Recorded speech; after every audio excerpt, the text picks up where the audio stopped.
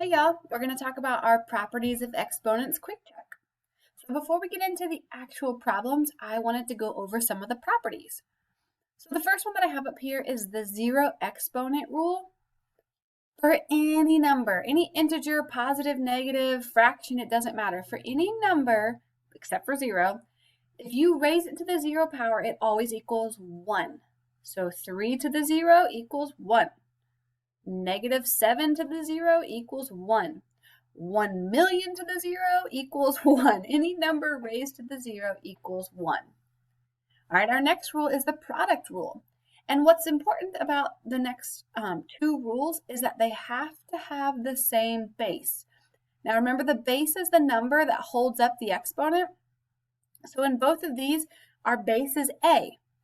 If you have the same base and you are multiplying, oops, I don't know where that dot came from, you can add the exponents. It's a shortcut. I'll show you how to do it the long way, and I'll show you the shortcut and when we get to actual problems.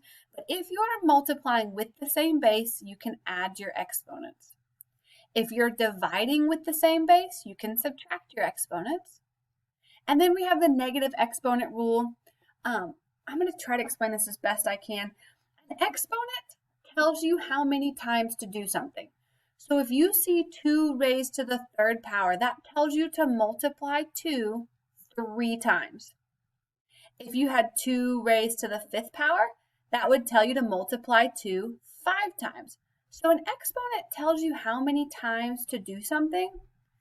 But if you think about a negative exponent, it doesn't really make sense because we can't do something negative 3 times.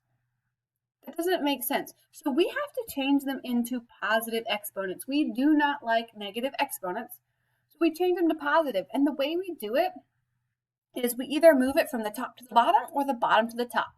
And what I mean by that is every number can be turned into a fraction. Right now, 2 to the negative third is on the top of the fraction.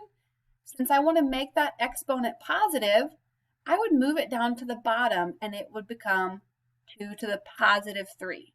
And then since there's nothing up top, I would put a 1. And it works in reverse too. If you're given a question like y to the fifth over x to the negative 4, right now x to the negative 4 is on the bottom. We need it to be positive, so we are going to move it to the top. So x to the positive 4, y to the 5.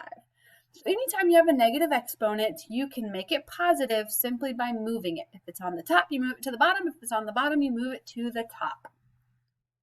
All right, let's look at some of our questions. Which exponent makes the statement true? All right, we start off with 1 over 5 to the fourth, and we want to end up with 5 to some exponent. But notice how it ended up on top. You don't see it, but really the 1 is on the bottom. If we're moving from the bottom up to the top or from the top to the bottom, it doesn't matter. Since we're moving from one to the other, we have to use that negative exponent rule. So if we want to move positive 5 to the fourth up, we got to make it negative. All right, so the product rule. Remember I said this was our shortcut, but I'm actually going to show you the long way first. We just talked about how an exponent tells you how many times to do something. So if I have y to the fifth, I'm really taking y and I am multiplying it 5 times. And then if I have y to the 11th, I'm taking y and I'm multiplying it 11 times. 1, 2, 3, 4, 5, 6, 7, 8, 9, 10, 11. And right in the middle here, there's a multiplication sign, so I'm just going to leave that there. Okay, so what we really got going on here is we have 16 y's listed out. So we could combine all of those, we could rewrite it, and we could say y to the 16th power because there are 16 of them. Now you don't have to write them out every time. You could just memorize the shortcut rule where if you multiply with the same base, you can add the exponents. So we could have rewritten this as y to the 5 plus 11, which is y to the 16th. All right, so here is a quotient, and I'm going to show you the long way first, and then I'll show you the shortcut. And sometimes I actually really like the long way better. Not all the time, but sometimes. So on the top, we have y to the 12th. W to the 12th. That means we have 12 w's. I'm going to write them all out. 3, 4, 5, 6, 7, 8, 9, 10, 11, 12. All right, so we got 12 w's on the top. On the bottom, we have w to the 8th. And remember, the exponent tells you how many times you're doing something. Why is this not changing colors? There we go. So we have 8 w's on the bottom. 1, 2, 3, 4, 5, 6, 7, 8. Now, if we think about reducing a fraction, if you have the same thing on top and bottom, it cancels.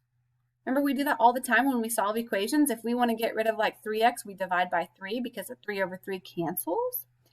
So those all cancel, and so then we just see what we're left with. And in this case, we are left with 4 w's, and they're on the top. So I would write this as w to the 4th power. If we had some left on the bottom, then we would put, on the bottom. But since they're on the top, you don't technically have to make it a fraction. You can just leave it as w to the 4th. If you wanted to make it a fraction, you could put a 1 underneath. But our answer here is w to the 4th. Now, if you can memorize your quotient rule, since we're dividing with the same base, we can subtract our exponents. And 12 minus 8 equals 4. So either way you do it, you should get the same answer. All right. Using the numbers 3, 2, and 4, which of these problems would have a solution of 4? So we want it to equal 4. If we look at this first one, 2 to the 3rd over 2 to the 3rd, that's the same thing over the same thing. That will cancel, leaving us with just 1. So this really says 4 times 1, which does equal 4. So that is probably going to be our answer. Let me just look at one more example to kind of show you what's happening. Here we have 2 to the 3rd over 2 to the 4th. If we wrote those out, we have 3 2's on top and 4 2's on bottom. So we would cancel, and we would be left with a 2 on the bottom. So this would be like 2 times 1 over 2, which equals 1. Does not equal 4.